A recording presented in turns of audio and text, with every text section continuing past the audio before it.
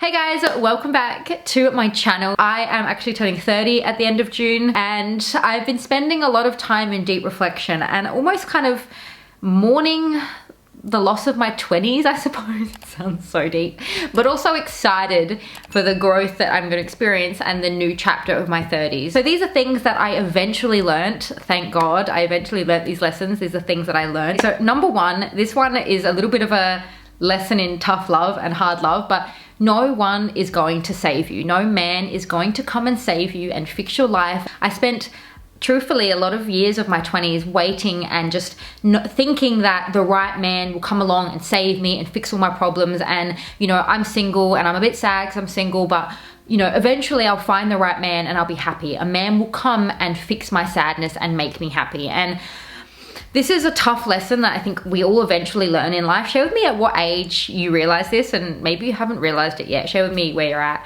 But no one is going to come and save you. No man especially is going to come and save you and fix your life. For so long of my 20s, I was almost putting the responsibility on this person, waiting for them to show up, waiting for them to fix my life, fix my sadness, and fix my problems. When in actual fact, this was work that I had to do on myself. If you're single right now and you're feeling lonely and there's nothing more you want than to be in a relationship, trust me, I know what that feels like. But being in a relationship is not going to instantly make you happy. It's not going to instantly fix all your problems and make your life amazing. Don't get me wrong, I am such a big advocate, which is why I also kind of hate this generation in the modern dating world. But anyway, I am such a big advocate for love and deep, true connection. I believe there's nothing like it. And as a society, and especially as a generation, we should strive for that. You know, I'm so sick and I'm so saddened by the kind of world we live in now with Tinder and like short-term hookups and looking for short-term fun, just looking for a casual hookup. It seems to be increasingly what society is looking for, when in actual fact, deep connection is what truly is so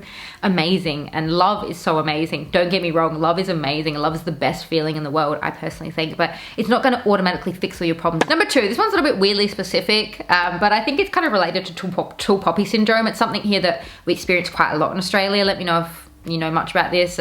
I don't think it's as common in America and maybe in other parts of the world, but I spent so much time in my 20s being really ashamed of my home. I've always loved where I live, but I had a few experiences throughout my 20s that led me to feel ashamed of my home, to the point where I stopped inviting people over. I didn't invite people over. Even when I was going on dates, I would not invite people over. I would get them to pick me up on the corner, or I'd pretend that I live somewhere else, because I had a few experiences where boys, and I mean at that age I was in my early 20s, so they probably were more boys as opposed to men, but I mean actually not even men, boys, men, friends. I had a few experiences where people were either really jealous or almost intimidated or a bit uncomfortable about my home. I had another situation where I went to the bathroom. I had a friend and she was taking photos inside my home, and I just think that really kind of weirded me out, to be like sneakily taking photos of my home. And I mean, she did say that it's because she loved the view and she loved my decor, but it's just a little bit weird, and it kind of led me to kind of shut myself off a little bit, you know, like shut myself away from the world and to be ashamed of my home and to be ashamed of what I have. And I eventually learned that the right people are not going to ever make me feel bad. The right people are going to not judge me or not be jealous. They're not going to make me feel uncomfortable for it.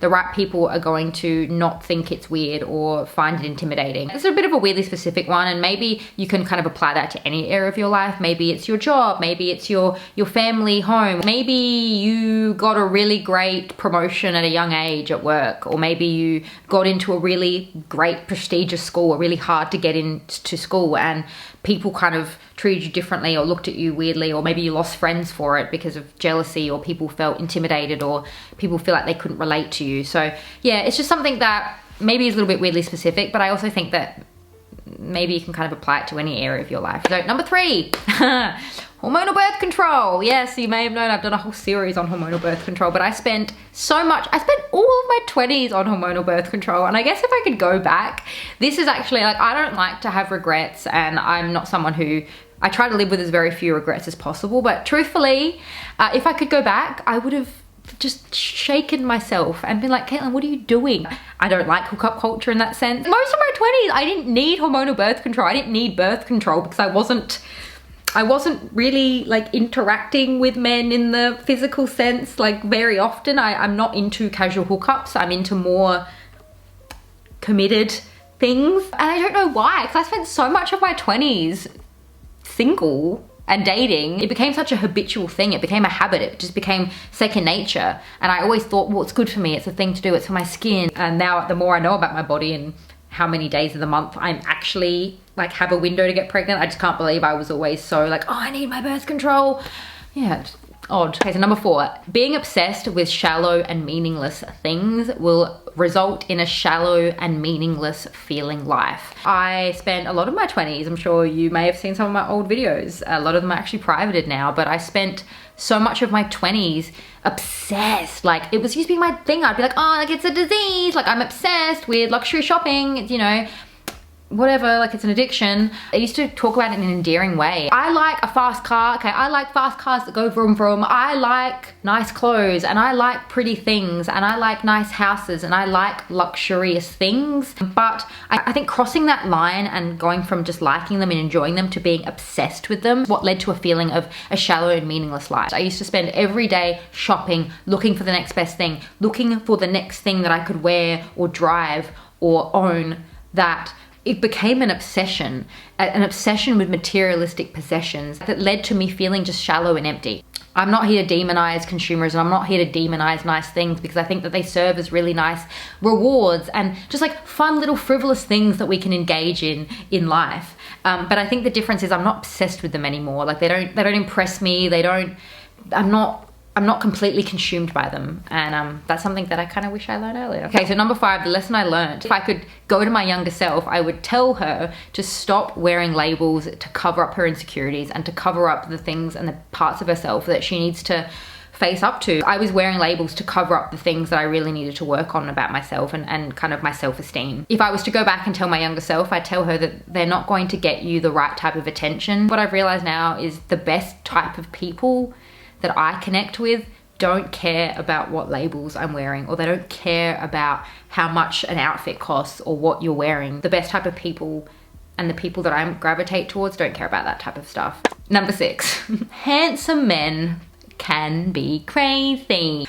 I spent so many years in my 20s thinking, and I guess it was just all through experience. So the men that weren't really like the most physically attractive men I found in my personal experience were the crazy ones, the needy ones, the creepy ones, the creeps. Until I met somebody, and it was truly the most dangerous experience that I kind of got into in my 20s.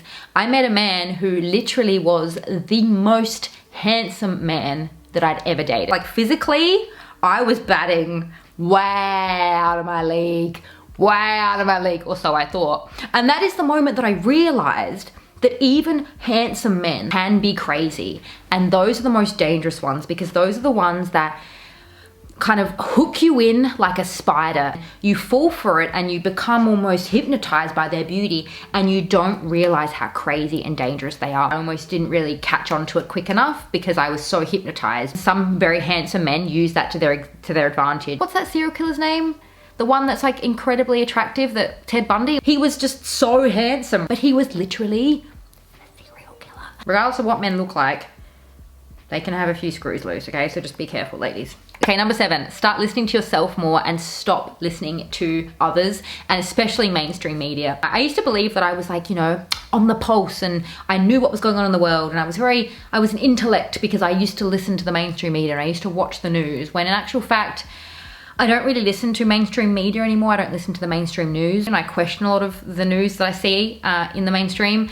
And I think if I could go back to my younger self, I would just encourage her to break away from listening and believing everything the mainstream media tells me, and listen to myself and my intuition, and just listen to myself more. Okay, so number 8.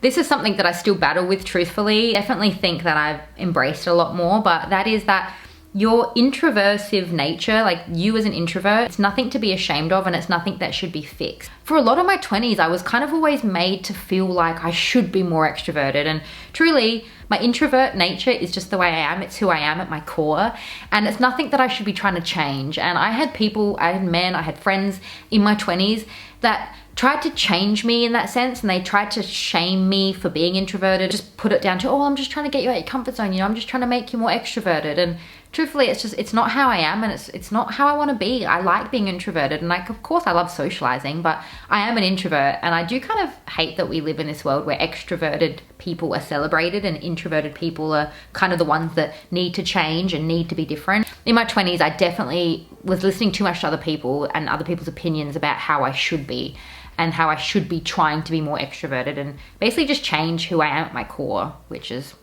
yeah, I like being introverted. Number 9, going with the flow can be nice. Going with the flow can be great, but if you don't have a vision for your life, if you don't have some type of vision or idea for your life, it's a lot easier to get swept up and kind of get swept downstream of someone else's vision and what someone else thinks that your life should be like. I love the idea of going with the flow, and I think it should be a delicate balance, but I think if you go with the flow too much, and if you're just kind of like, oh, you know, just going with the flow, you know, I'm just kind of taking whatever opportunity comes, or whoever I meet will, you know, like that could guide me in a sense. I think doing that is a surefire way to find yourself down the stream of someone else's dream or vision for your life. I've never been someone who's like, oh, you know, this is my 1 year, 5 year and 10 year plan. Like, because I think that there's that saying, you know, what is it? I think it's man makes plans and God laughs. I've never been a super detailed planner in how I envision my life to a T, but I do think it's important to consider and have a bit of a vision for your life, but also be open to kind of going with the flow and what life has to offer, but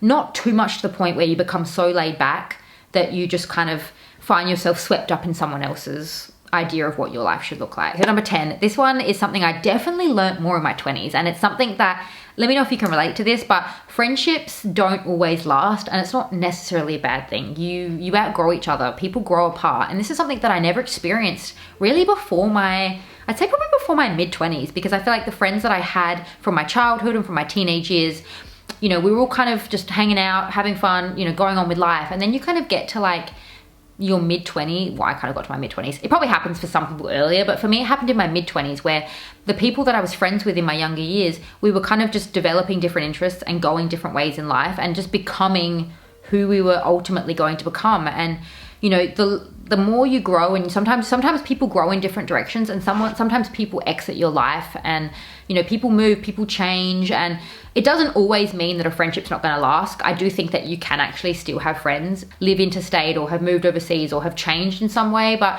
I think that sometimes you can outgrow somebody. It's obviously sad, but it's also just a part of life. Sometimes people are only going to be in your life for a season or a specific time in your life. And I think that's something that I truly learned in my 20s.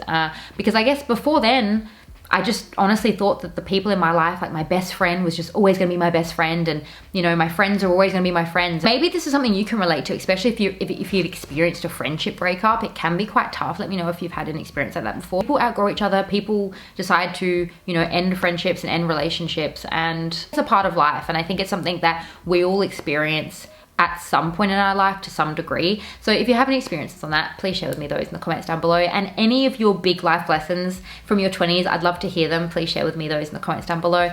I'm gonna have another one linked to you right here. If you haven't had enough of me just yet, feel free to join me over there. Thank you so much for joining me in today's video, and I'll see you in my next one.